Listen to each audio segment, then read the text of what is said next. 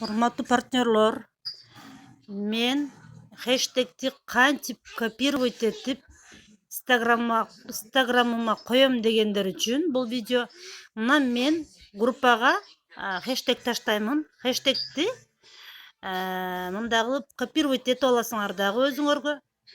Эми бул жактан чыгып инстаграмга киресиңер дагы эң акыркы жүктөгөн постуңарга комментарий кылып калтырасыңар.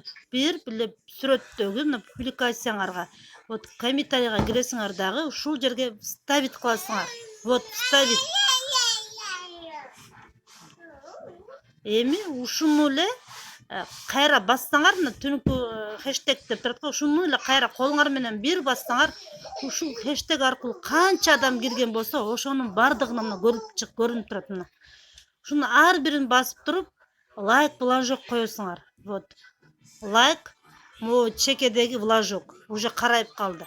Кийинкиси уже мен буларга коюп турмун. Мына лайк флажок. Анан убактыңар ашса комментарий жазасыңар.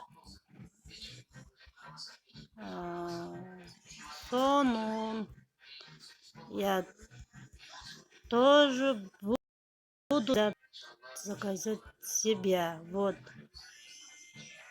Все, оңой эле.